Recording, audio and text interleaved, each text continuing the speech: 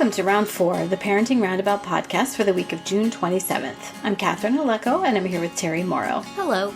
Nicole Eridix is away this week. As moms of teens and young adults, we've survived those little kid days, yet we're still rethinking the decisions we've made all through our kids' lives and worrying about what's going on right now. Today's Thursday, which means it's time to give into our obsessing, and today we're obsessing about feeling sentimental. R.I.P. Terry's car. Yeah, specifically being sentimental about objects, and really not all objects, but specific objects. Mm-hmm. Our Jeep was declared totaled by an accident my husband was in. Not so much because of the damage, I think, but because it was 21 years old. And, while it's not like losing a pet, which we discussed recently, we still had some tears and emotion over saying goodbye to the old car. We've had it, like I said, for 21 years. It's the only car my daughter has ever driven. She learned on it, and it's been her car to drive for quite a long time now. So my husband was able to take her over to the place where it was, and she was, very teary and upset about it. And we just had a lot of sadness, just like it was a pet or some actually sentient creature that we had lost. Meanwhile, we recently threw away a toaster that we had had for about as long, and nobody blinked an eye. Right. So, and we use that thing every day. It's been in our kitchen all the time. We all have contact with it. We've all used it. Why didn't we see how toasty? I'm so sorry. Why don't we keep it off to the side for a while, just so we could kind of pat it before we put it in the trash? Say, sorry. No toaster. Yay! So I wonder about, the sentimentality of objects and what the dividing line is. I mean, I've had stuffed animals. I have stuffed animals that I've had since high school that I've kept. And yet I have many, many things that I've had since high school that I've happily gotten rid of, including most of what I learned in high school. So I wonder why. I wonder what the thing is. Is it an amount of time spent with? I mean, a car sort of sometimes feels like an extension of your body. Right. So there may be a more personal connection. Yeah. Certainly if you move from one house to another, you sometimes have sentimentality for a while over the old house. Right. My kids did, but now they can't even remember anything about it, so that fades fast.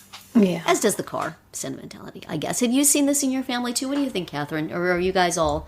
I always got teased by my dad when I was a kid for feeling tender-hearted about objects. But my husband for sure, and I am too. I mean, about certain things that have a family connection, or that belong to a relative who's no longer with us, that kind of thing. And, we had a car that was the one that I drove for 13 years. We got it when our daughter was just brand new baby, because we needed another car now that we had this baby, and we kept it for 13 years. And so, getting rid of it was whoa, that feels like a big piece of our life, that we don't have anymore. It was voluntary. It wasn't like with yours where you didn't have a choice in the matter. We finally were it's probably time. But I mean, we definitely felt oh wow, that's it. Just was kind of an odd feeling, of loss, I guess.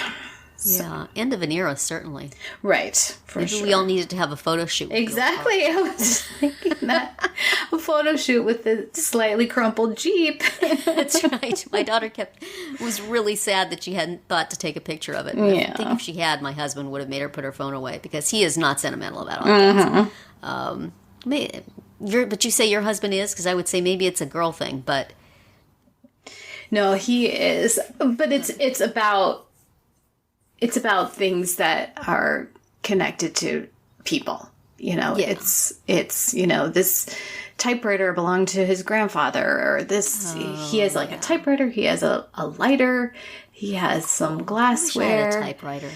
Yeah. My dad had a typewriter. I wish I had that typewriter. Yeah, For a while we had my father-in-law's typewriter. I don't know whatever happened to that.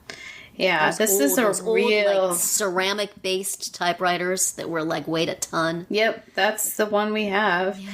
And man, those were the days. For the longest time, it's such a draw for little kids that come into our house. Because you can still bang on it. You know, it doesn't have a ribbon in it, so it doesn't do anything. But you can still bang on it and make the keys move. Taking a bunch of kids to the Edison Museum here in New Jersey, and there was a room that was all typewriters, and you're like, oh, what are these things? Oh my goodness, how primitive. Mm-hmm. Shut up. Yeah. Move along.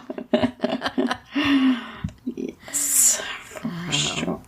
I feel sentimental about my old typewriter right now that you mention it. Mm-hmm. The old Smith Corona with the cartridge you could whip in and out. Uh-huh. Put some work in that. But many, many other things. I mean, TVs we've watched faithfully and then thrown out onto the curb to when we got a shinier new one. Right. Never gave it a second thought. Yeah. Yeah, it's interesting what things get kind of imbued with personality or meaning, and other things no one cares. Yeah, I mean, I have like about 10 computers in this house, old computers, and I haven't gotten rid of them, not because of sentimentality, but because I don't quite know how to clear them of all my data, and I'm afraid to give them away or get rid of them. Yeah. But so they just pile up. like a filing thing with laptop, like 5 laptops on it. It's ridiculous. But it's not sentimentality, it's, ignorance and fear, basically. Right. So, poor car. Poor GP. Yeah, that's we have a new car now, a new used car. I feel bad calling it a new car because that sounds like, we went out, big bucks us, and bought us a new vehicle.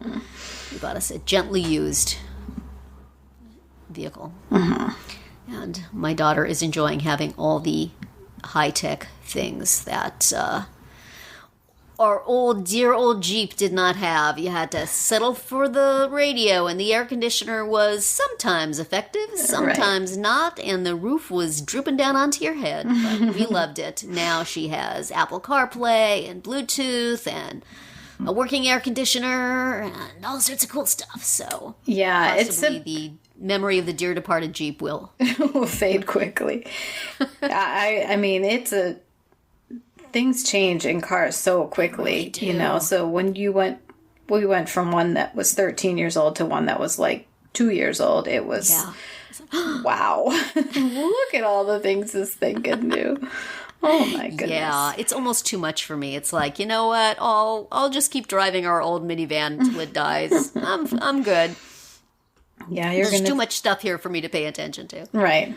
And I worry about my daughter about that a little bit. Like, eyes on the road, not on the screen. But it's funny because the new car has, it has the dashboard. It has the needle to see how fast you're going. But it also has a little screen that says how fast you're going. Yeah. Which everybody in the car can see. And I had to warn her of that. When you have a parent in the car, they can see in digits exactly how fast you're going. We're not going to fool anybody. So...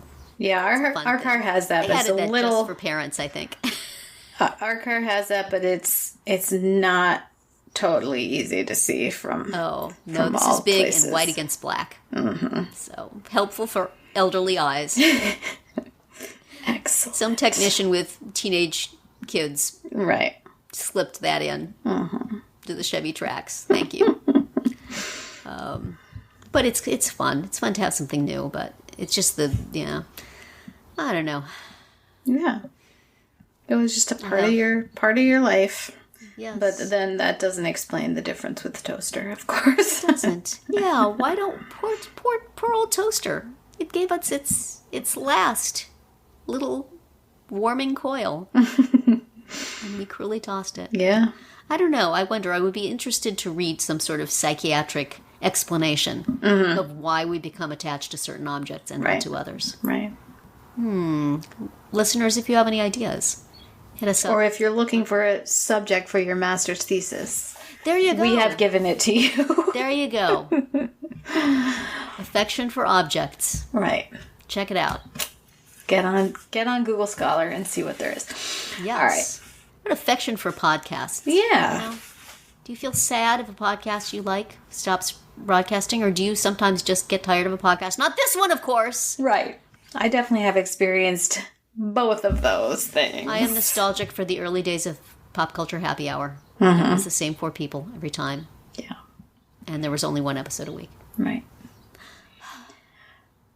Times change. New one. Times change. And we must change we know too. you love us always, and we'll never change, right?